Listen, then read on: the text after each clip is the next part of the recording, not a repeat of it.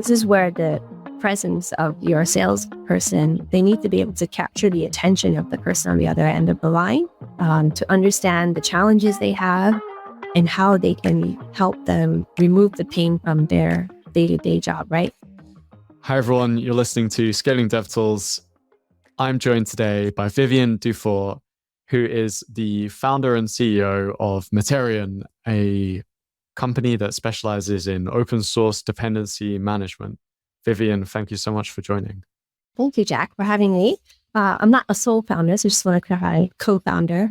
But yeah, I'm half of the founding company. My co-founder, Bruno Boss, was a CTO and inventor. But yeah, really delighted to be here. Thank you so much for having me. Yeah. And so we're going to dig into kind of like enterprise sales, how you hire salespeople and all the stuff that you've learned along the way. But first, could you tell us a bit about the origin story of Meterian and a bit more about what you do? Yeah, I'd love to. So I'm product developer, product manager by trade, and been working product development for most of my career. And I met my co-founder at an education firm, and our remit was to take a software app viral in schools across Europe and the world eventually. And I said, wow, well, it's going to be in the classrooms and teachers and students. That's a pretty, it can be a pretty tense situation if there's like a cyber attack or somebody takes over the session in the app. So I said, could we do a, check on the security of the application? And the immediate response from management was, oh, no, don't worry about that. Just go viral first and we'll figure out security later. And I said, well, the reputational risk is really too high because of it. You figure out later, it's kind of too late. So I did ask my CTO on the team, which is Bruno at the time, to do basically a quick and dirty check. And I said, yeah, take half a day or a day, what you need so you get that summary. And then in less than an hour, he came back to me and said, oh, go check your account. And he had actually found a backdoor to open source vulnerability and basically compromised my account and, had the messages like, you've been hacked, moved around some image content that I had curated in my account. And it just showed me how easy it is to do. And I knew there were these cross-site scripting vulnerabilities, SQL injection, but I didn't realize that, okay, if you know what a vector is, then it is really that easy. It's just minutes. So that opened my eyes. And when the opportunity came up to, help them out with the business, then I jumped on it. So now we're like, several years later, and we have a successful business at traction, and we're almost self-sustainable. Yeah, that's amazing. And kind of what made you go from like, okay, this is kind of a problem to like, I want to, dedicate all my time and energy to solving that? Well, I think I was quite frustrated that the industry was starting to have so many hacks and cyber breaches announced on the news, and so many people were affected. Personally, I was affected in the Equifax breach. That was back in 2017. That was due to an open source vulnerability in the Apache Struts module that was not patched, even though there was a patch available that could be applied. And unfortunately, I was one of those users who got this mysterious letter in the posts from Equifax saying that my data was compromised. So it led me to a lot of doubt in the trust of all these large corporations that are holding our data. And then in the news, many companies, McAfee, LinkedIn, even Yahoo. So I said, this is not good. Like we built a great service in terms of putting information online, making it convenient to transact. And we really changed the industry to have people try new ways of doing things to be more productive, but at a cost and risk that I think now it's become too high. So when this opportunity came up, I felt quite mission oriented, and it was something that I could really get behind and use my skills to contribute to the solution rather than just sit as an innocent bystander. Yeah, it's definitely a real big mission compared to a lot of things, right? That's very important. And do you find that most of the companies you're working with are doing anything around this, or are you kind of differentiating yourself against like alternatives? Oh, it's a established market. So there are many incumbents that have been around, like legacy players like Black Duck, Veracode, come to mind. And more recently, the more recent companies, of course, is the unicorn Sneak. GitHub, GitLab also have a flavor of software dependency management that they include in their DevOps suite of tools for developers. So there's, it's not a small market, but we differentiate because we provide a comprehensive risk visibility, specifically on open source dependencies. We also have very good automation. It's very smart and intelligent in the sense that we remove duplicates. We minimize the amount of noise so that developers are not overwhelmed with false positives. So these are definitely verified open source vulnerabilities that have been guided in the fields. Of course, developers themselves have to check if it is applicable to their own application, depending on how the logic of their application is used, because many of these dependencies you're familiar with is that they have they're all nested, so they include other dependent open source components. So therefore, you have to also analyze the transitive dependencies.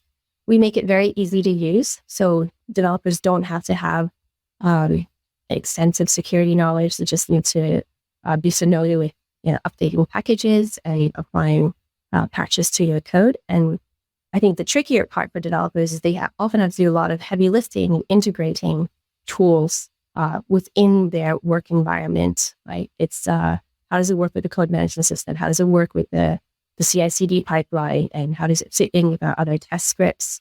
How we basically do DevOps internally. So those are the few areas that I would say in terms of usability and richness of information and precision that we differ from our competitors. But above all, our customers love our amazing customer support because we have engineers working on it who are very familiar with the product, very familiar with the problem space, and also understand the pains and the joys of actually solving those pains for the developers. Yeah, but how do you kind of get in front of them and share that with them? So yeah, I think networking skills is really important. Going out to meet customers where they might be. So in the beginning, for us, we went through cyber accelerator program called Cylon. It was very specialized. So we met a lot of CISOs and CTOs, also other mentors, and we just leveraged the pitch opportunities to set up a lot of pitching events. And then usually many of these accelerator programs also have a final showcase or demo day, and they try to fill up the audience with a lot of prospective investors as well as customers. So it was through these kind of intros that I would just ask, they would be interested in exploring our product to improve their security, or knowing that, of course, they have a product in place looking at this particular area. What I just suggested is why don't you try a side-by-side test so that you can get some extra assurance and an independent evaluator. And then if it works, then you can consider that you want to replace your existing solution. Alternatively, it's, the winning for them is more assurance that they know that product that they have in place is good. And then for us as the vendor, we get customer feedback, right? If it's not good enough, then what do we need to improve so that we can get that product market fit? Yeah, that's a really interesting approach. I've not seen people try that or like talk about doing that before. Not necessarily like bring us in, just let's test. Yeah. So, but we had to make our product very easy to test. So I think with enterprise software, that's another key selling point for us is the integration is very easy. So because we're just basically a thin client, a script that can be inserted into the continuous integration pipeline, it was easy to convince prospect customers that it would be relatively easy to test as long as they could identify somebody in the organization who would have that capability to do that. So we said, we just need a developer for, half an hour of their time. So half an hour we demo, and then the rest of the hour they can play with the tool and do less feedback. Interesting. And I guess they don't mind, like, you don't make you like check loads of compliance boxes before they'll do that or anything. It will depend from organization to organization. So we're fine with, doing that demo on test projects that we have. If they want to test it on their own premise, they can either set up a virtual machine that has the environment that they like, or they just decide that, they have a little sandbox on a particular developer's machine. And then there are some enterprises that would say, oh, before we even do any pilot, you have to go through vendor assessment. Yeah, because do they get very protective over because I guess you have to have access to their code base. Some of them are protective over that, like make you sign your life away. We definitely sign NDAs, and then we assure that, they can check the clients. So we don't force them to run it on their premise, but if they want to run on their premise, they have to tell us what they need in terms, if they want us to fulfill certain vendor assessment criteria, then we ask what they are and we evaluate if that's worth it in terms of time and expense. Because, in the beginning, we really wanted to close as many deals as quickly as possible and make sure we were spending the right amount of time to assess if they were really interested in the tool. So that's our one, we had to make it very easy to use. So that's why it works very easily with GitHub, GitLab, Bitbucket, and a vanilla installation. For Azure DevOps, it's a bit more complicated. It will sometimes it's very easy. We have managed to do that in 30-minute demo call with their, the lead tech or DevOps person. But sometimes it's more complicated simply because the way it's set up by the customer, how they use it is more complicated. Like it's not straightforward. So then we need to sit with them. Or my lead dev would need to sit with them and work through that. But overall, the feedback is that it's extremely easy to use. So it's very rare that I see a developer smile. I don't know about you, but I've seen developer or DevOps folks smiles. And, oh, it's so easy. I wish our internal tools were this easy to use. That's cool. And when it goes well, what happens after? Is it kind of like, okay, easy from there? Or is it like you still have a lot of work to do to get a deal? Well, there's always a lot of work to get a deal. I think it's important to have the right pace and try to establish that commitment with the customer up front. So before going into the trial, really understanding, what's their tech stack. So we always ask, what are the tools and languages you want this to work for, so that we can be sure that the demo we give is relevant, the setup that when we run through the trial is meaningful to them. And we also want to make sure that they understand how to use our reports. Like we don't want them just to install it, run it, and then leave it as what they call shelfware. We really want to make sure that they understand the report. So for example, like their code users, especially developers, they're not familiar with the output that comes out. It's very hard to understand. It's very hard to act upon. You have 40-page reports.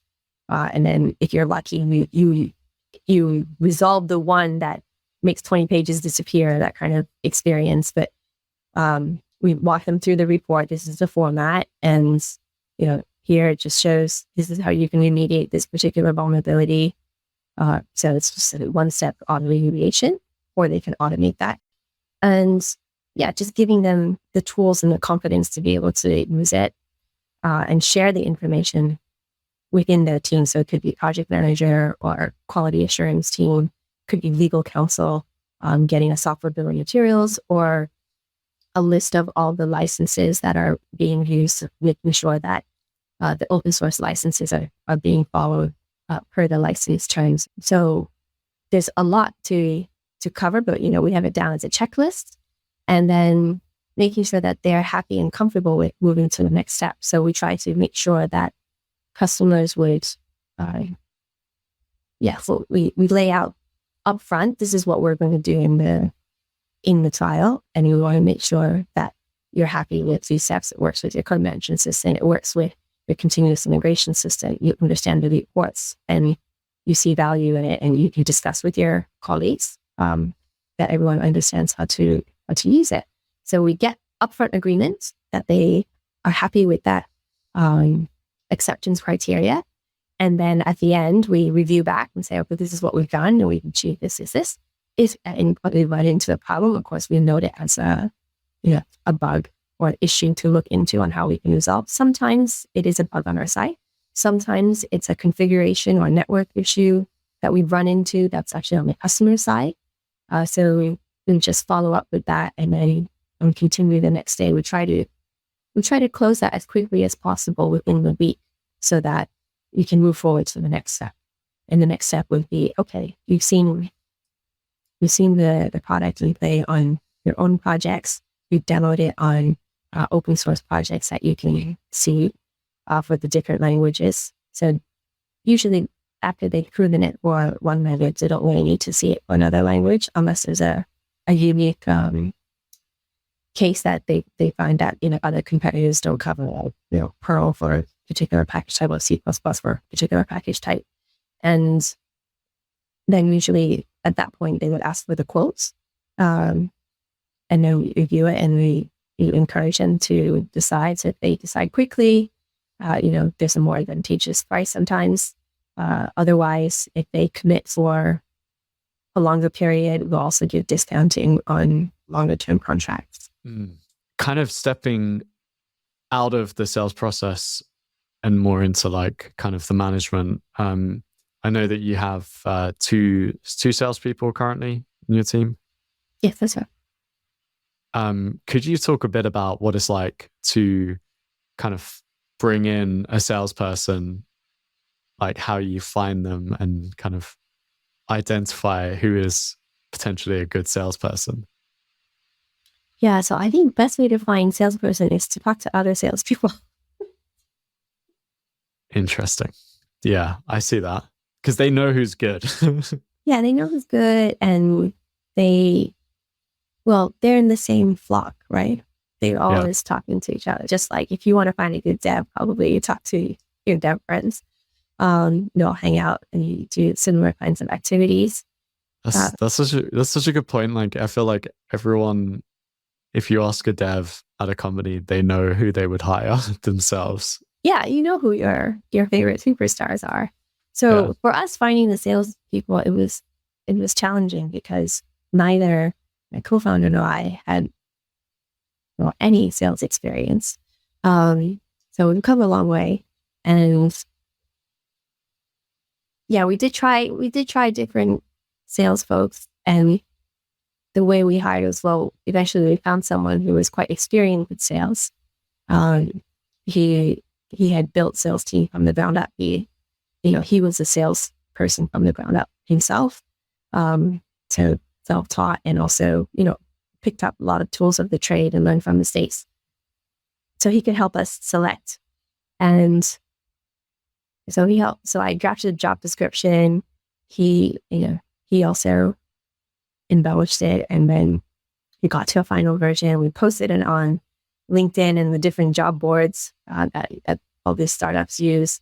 And then I started collecting CVs, and I shortlist and said, okay, I picked the CVs that I think the candidates that we should interview based on the CVs. And then he said, we'll see when we have the person. So I booked the first interview. I made my little scorecard of, capabilities and criteria that I would look out for in the interview. And I have to say that first interview, a meeting, it was the first screening was online interview, and the second one we would meet in person if there was a good fit on the chat. And even just the first online meeting would tell a lot, and even the follow-up phone calls. So in my experience, hiring for other roles, the CVs were like product manager or product engineering or project management roles. These professions, if you call the candidate, they call you back or they email. And then what you see on the CV is, it's most of the time it's mostly there. Maybe there are always some candidates that aren't as reflective of the CV. But in the case of interviewing these sales development reps, many of the CVs were like, oh, wow, that's so great. And then when we get on the call, it's like, oh, it's such a different impression. And I think it's because of the proliferation of digital CVs online with the search engines.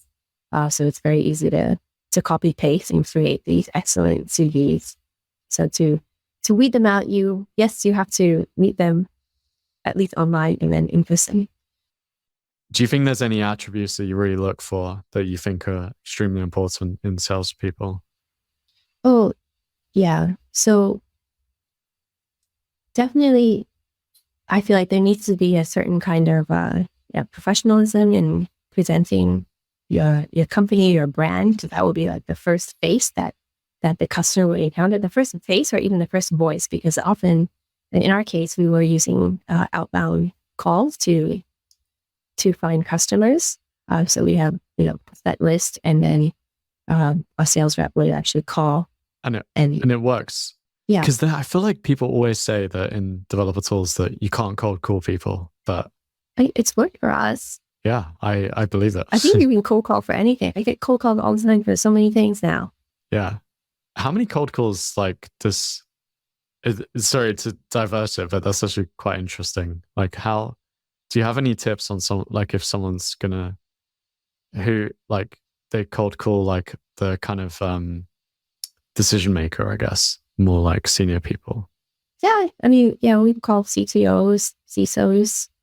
I just think like I hear it all the time that people just say it doesn't work, and it obviously does work. I don't know. Oh, they just point blank say it doesn't work. People say cold emailing doesn't work, and so they definitely say cold calls don't work in developer tool space. But I guess you're not calling developers usually. It's more like there's some developer. We have called developers before as well. I think it works because you seize the moment. And this is where the presence of your salesperson, they need to be able to capture the attention of the person on the other end of the line in the way that is not going to basically rub them the wrong way. Yeah. And I think given that, a lot of time is spent online, in front of the computer, like when you're on the computer, you're probably working on a document, or you're in a meeting. So calling someone is, if they pick up the phone, it means they're open to an interruption.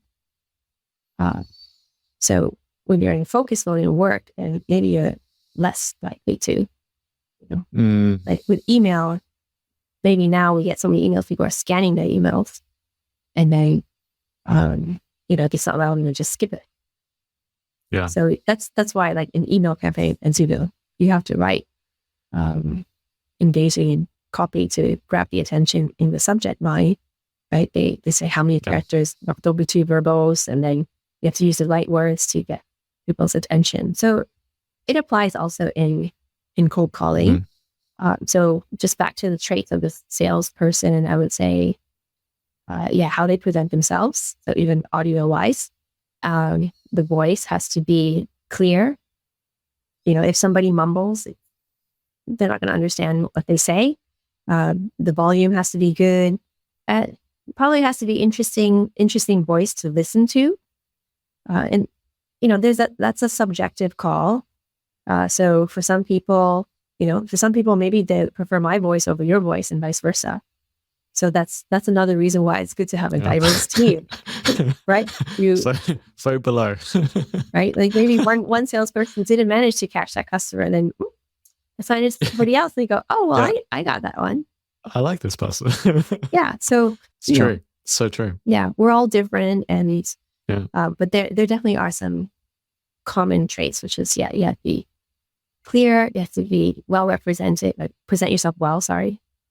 And then I think I think good salespeople have a genuine desire to help the customer, to help the person on the other line, to understand the challenges they have and how they can help them remove the pain from their day-to-day job, right? So just give you an example.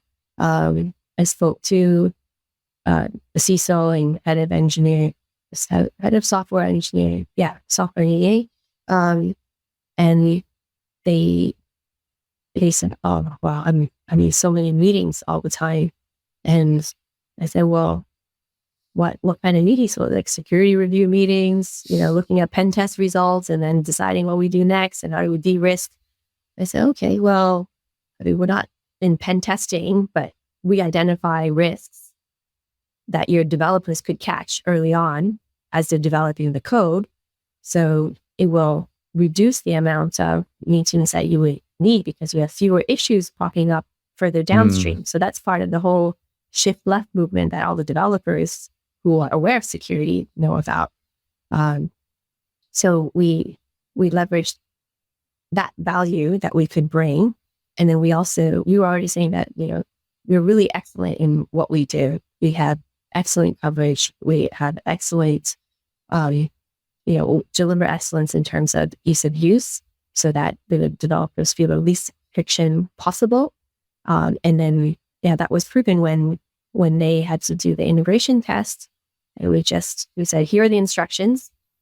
We did do a demo on in a call, half an hour, 1 week, and said, okay, here, now you go try it on your own, and then we'll have a meeting. And you say, okay, we're busy this week. We'll have a meeting in 2 weeks. And then in that call, it was like 10 minutes. They said, yeah, we've verified. Actually, we use all 3 methods, and all 3 works smoothly. And then we had nothing else to discuss on the call. So we said, okay, can you please let your, the manager could, sorry, there's a bird on the roof. There's a little skylight, so it makes some noise. But so their project manager, another project, the sponsor was not able to attend the meeting. So I said, well, please let your sponsor know that everything is, passed with flying colors, green light all the way, so that we can progress to complete the purchase. And that went, very smoothly. Amazing. It happens. Yeah. And that was, I guess, largely because you were trying to be helpful. Yeah. And then when you actually hire a salesperson and you bring them in to the team, and I guess they may or may not know about what you do, much about what you do. How do you get them like up and running really fast and, doing a great job? Well, so by now we have a sales playbook, kind of a script and then different branches.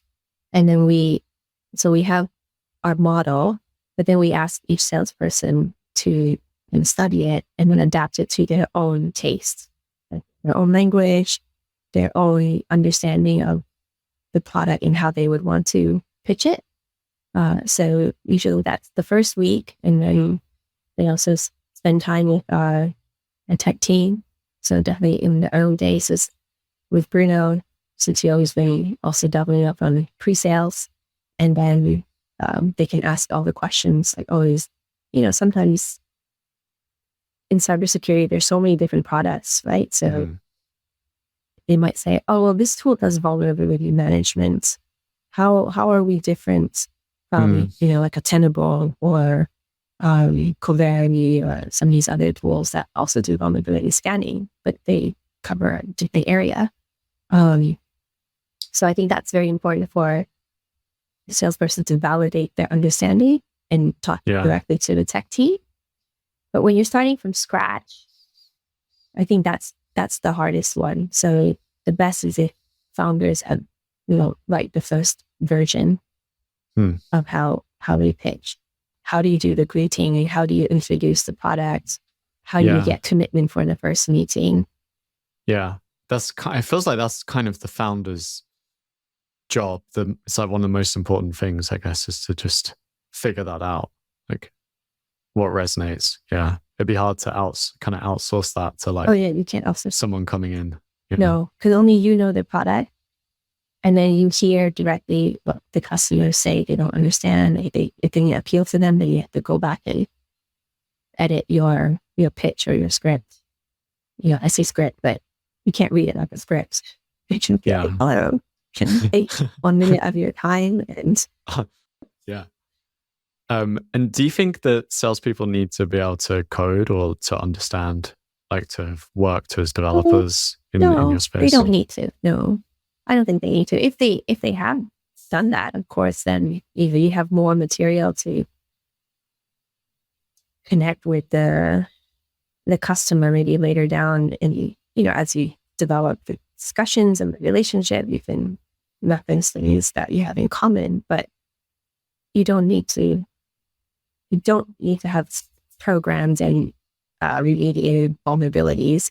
You just have to understand the problem and the pain and understand what the customer wants resolved. Like, do they have this problem or pain? When would they like it resolved by? Like, do they have budget to actually spend money on a tool to resolve it? Like, do they care? Yeah, that makes sense. Yeah. Vivian, thanks so much for joining. Where can people learn more about you and about Meterian? So definitely check us out, Meterian.io. I'm on LinkedIn. My email's Vivian@Meterian.io. And, we love to help you if you have security challenges in your open source dependencies and want to have that level of excellence that just doesn't exist in the market with the de facto tools that you get for free and, some of the paid tools. So we're loved by both startups and enterprises. So if you'd like to raise that level of excellence for your own projects in the organizations that you work in, then definitely check us out. For open source projects, we offer a free plan because we're helping the open source community. For, of course, closed source projects, we are a commercial tool and we do have paid plans. You have one free project allowed for a free scan and analysis, and we can have a quick chat on what other value we can bring to you and your organization. So we'd love to help and just, reach out. Amazing. Well, thank you, Vivian, and thanks everyone for listening. Thank you, Jack.